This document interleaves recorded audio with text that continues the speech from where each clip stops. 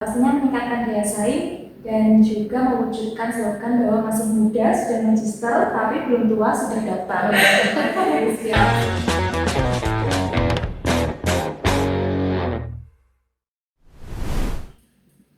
Halo Sobat Telisik, selamat datang di Mari Telisik, program yang membedah realita kampus. Bersama saya, Yulia Dipa Kalima, dan rekan-rekan saya Safa, Saya Aulia, saya Anya. Di episode kali ini, kita akan membahas tentang program prestisius dari Sekolah Pascasarjana UNS, yaitu program PSM. Mungkin banyak dari kita yang sering dengar tentang program akselerasi ini, tapi masih bingung bagaimana sih caranya, bagaimana sih syarat-syaratnya, bagaimana alurnya. Nah, kami sudah merangkum semua data, syarat umum, syarat khusus, hingga skema overlap biaya yang wajib teman-teman tahu sebelum memutuskan untuk daftar. Pastikan teman-teman dengerin episode ini sampai habis, karena kita akan kupas tuntas PSM UNS dari hulu ke hilir. Jangan kemana-mana. PSM di UNS dimulai sejak adanya Peraturan Rektor Nomor 24 Tahun 2024 tentang penyelenggaraan program percepatan pembelajaran jenjang sarjana menuju magister dan jenjang magister menuju doktor. Program ini adalah program bagi mahasiswa program sarjana yang memiliki kemampuan luar biasa untuk dapat mengikuti pembelajaran mata kuliah sebagai pemerolehan kredit pada program magister atau magister terapan dalam bidang yang sama dalam satu perguruan tinggi. Nah, aturan tentang PSM ini sudah muncul di UNS sejak tahun 2024, tapi di Fakultas Kejuruan dan Ilmu Pendidikan PSM mulai dirapatkan pada April 2025 seperti yang tertera pada website FKIP UNS. Nah, program ini sudah terlaksana bukan hanya di Fakultas Keguruan dan Ilmu Pendidikan, tapi dalam beberapa berita yang disebutkan itu sudah terlaksana di Fakultas Teknik, Fakultas Ilmu Sosial dan Ilmu Politik, dan juga Fakultas Ekonomi dan Bisnis. Sebenarnya apa sih latar belakang dari diadakannya program percepatan ini? Mungkin dari Kak Safa. Kita melihat dulu dari dunia pendidikan saat ini ya, di mana dunia pendidikan ini sudah dituntut untuk bergerak secara dinamis, adaptif, dan juga efisien dalam mencetak sumber daya manusia yang unggul dan juga mempunyai daya saing global.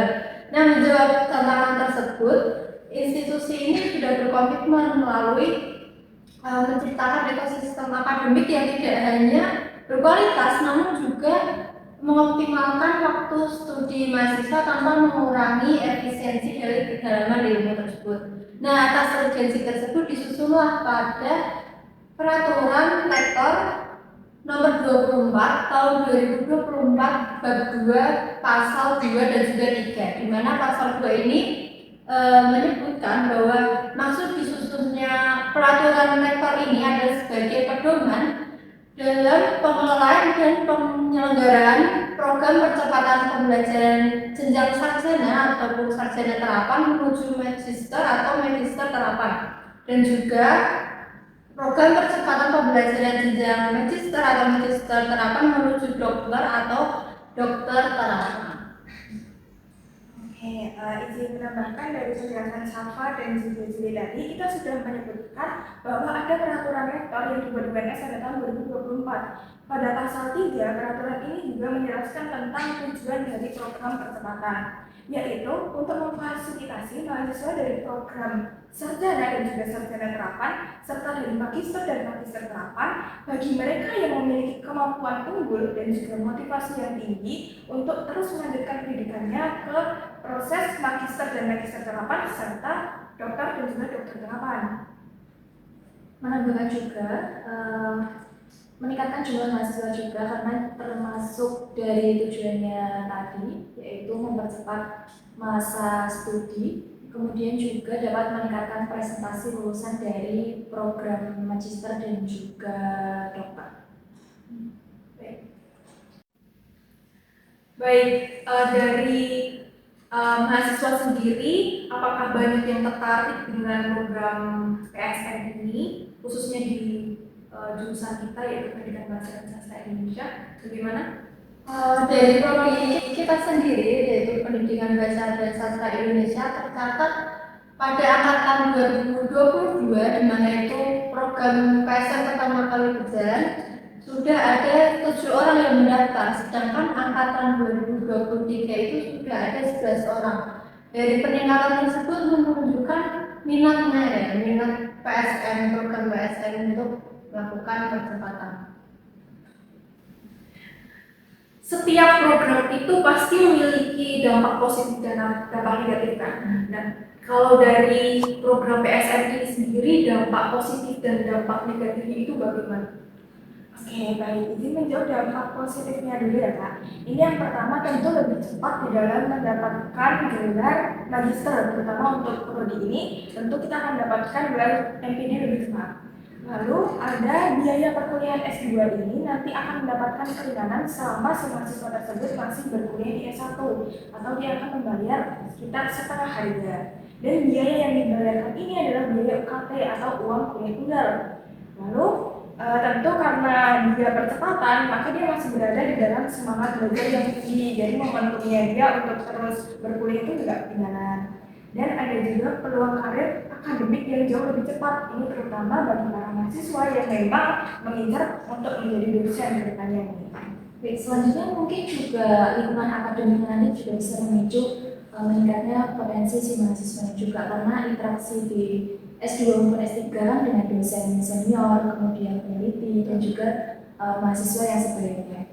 Kemudian juga skripsi dan tesis kan dapat saling berkesinambungan. Melihat juga kalau masuk di S2 kan juga harus mempersiapkan topik tesisnya juga ya.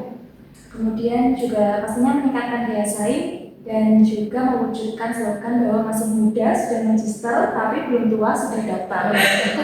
Siap. Kalau dampak negatifnya sendiri bagaimana? Tentu semua hal itu punya dampak positif dan juga dampak negatifnya.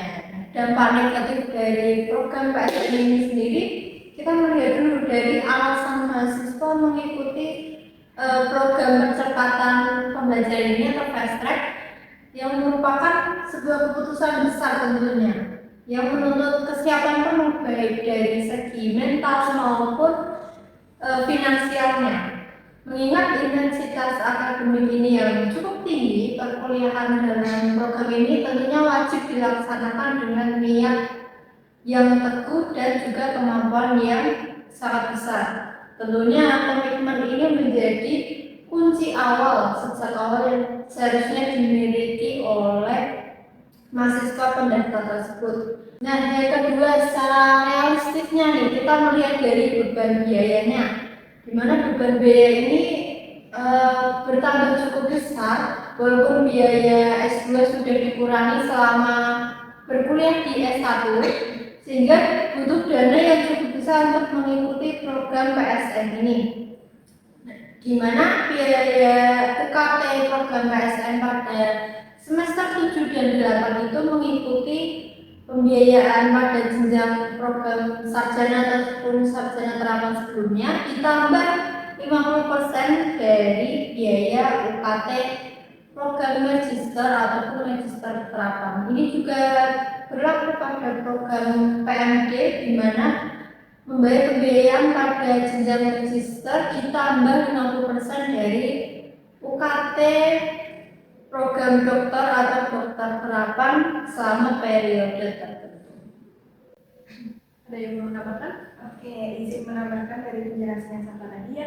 Tentu selain dari niat dan juga biaya yang bisa dipertimbangkan, ada juga beban akademik karena PSN berarti kan mengikuti 2 program sekaligus, misalkan sarjana dengan magister ataupun magister dengan doktor. Sehingga beban akademiknya jauh lebih berat dan dia butuh manajemen waktu yang sangat baik untuk melanjutkan program tersebut. Lalu ada kemungkinan juga mahasiswanya bisa mengalami pembelajaran yang kurang mendalam. Hal ini dikarenakan mereka mengejar waktu untuk menyelesaikan program sehingga riset-riset mereka jadi kurang mendalam terhadap suatu permasalahan. Dan Ada juga karena waktunya tadi terbatas, mereka mengejar batas selesai ini, sehingga para mahasiswa akhirnya menjadi kurang di dalam melakukan kegiatan-kegiatan eksternal seperti bisa jadi organisasi atau magang atau bahkan mencari kesempatan untuk bekerja di luar program pembelajaran perkuliahan. Baik, menambahkan mungkin menurut saya mental itu juga ngaruh ya, karena ada tekanan di sana, mungkin dari deadline yang berdatangan bareng-bareng, karena kan juga barengan ya S1 sama S2 jalannya bareng. Kemudian tuntutan publikasi bagi mereka yang mungkin ada tuntutan di beasiswa yang mereka ikuti, kemudian juga tanggungannya ada dua ya, skripsi dan juga tesis, mungkin bisa dilaksanakan secara bersamaan. Kemudian kurang eksplorasi minat, mungkin karena kegiatannya padat di bidang akademik, jadi minim untuk mencoba hal-hal atau bidang-bidang di luar akademik, mungkin hobinya seperti olahraga ataupun praktik-praktik di lapangannya itu masih kurang. Selanjutnya, risiko gagal ganda jika manajemen tidak baik. Manajemen ini dalam segala bidang ya, tidak hanya waktu, tapi juga tadi mental, mungkin finansial juga, semuanya perlu di manajemen baik. Oke, apakah ini menurut teman-teman ya, apakah PSN ini jalan satu-satunya yang tepat untuk memperbaiki masalah atau latar belakang yang tadi sudah disebutkan oleh Kak Safa? Sebenarnya nggak harus lewat PSN ini sih Kak, karena kan banyak banget ya cara-cara yang lain. Salah satunya nih dari beasiswa. Beasiswa ini pun juga ada dari dalam negeri maupun luar negeri, dan banyak sekali opsinya. Nah, contoh-contoh beasiswa dalam negeri untuk S2 ini yang terkenal tuh dan cukup banyak seperti beasiswa dari LPDP, terus kemudian beasiswa Komdikti dari Kominfo, ada lagi beasiswa unggulan itu yang dari Kemendikbudristek dan juga beasiswa-beasiswa lainnya. Dan mungkin juga selain dari PSN ya tentu kita tetap bisa mengambil jalur reguler atau perkuliahan normal seperti biasa S2 saja atau S3 saja. Dan itu biasanya sebelum lanjut perkuliahan tetap ada kesempatan untuk memperdalam ilmu misalkan di tempat-tempat lainnya, di kursus-kursus lain, atau bisa mendapatkan pengalaman kerja lebih dulu. Ini adalah pilihan yang sering nih orang-orang ambil sebelum dia lanjut ke S2. Nah, atau ada pilihan lain di luar itu yaitu S2 sambil bekerja. Jadi kita di satu saat yang bersamaan mengejar karir dan juga mencari pengalaman kerja. Ini lebih ke ada yang namanya praktik kerja lapangannya ada dan akademiknya tentu lebih seimbang. Gitu. Sekarang juga ada yang namanya sertifikasi profesional. Kalau di UNS LSP ya. Nah itu kita bisa mengasah skill, kemudian juga ada pelatihan-pelatihan dan tes-tes untuk meningkatkan dan membuktikan skill kita gitu. Dan itu nanti juga bisa membantu kita untuk apply kerja mungkin di industri atau di tempat kerja yang lainnya seperti itu. Kemudian selanjutnya juga bisa memanfaatkan untuk ikut riset atau asistensi yang biasanya dilakukan pada proyek dosen, mungkin di penelitian-penelitian dan juga publikasi yang dilakukan gitu. Sehingga sebagai seorang mahasiswa itu juga bisa melihat langsung nih lapangan tuh seperti ini gitu, ada fenomena peristiwa apa saja sih. Oke, terima kasih.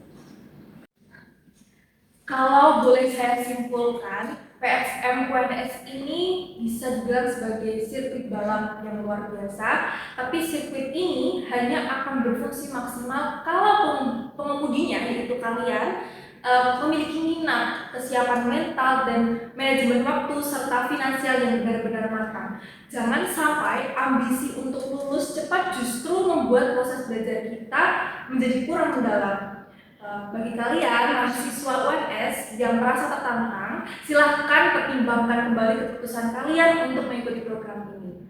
Kami pamit undur diri dari ruang dengar kalian. Terima kasih sudah menyimak pembahasan kali ini sampai selesai. Jangan lupa untuk terus memperbarui informasi seputar dunia kampus hanya di Mari Telisik. Sampai jumpa di episode berikutnya. Tetaplah menelisik dan sampai jumpa.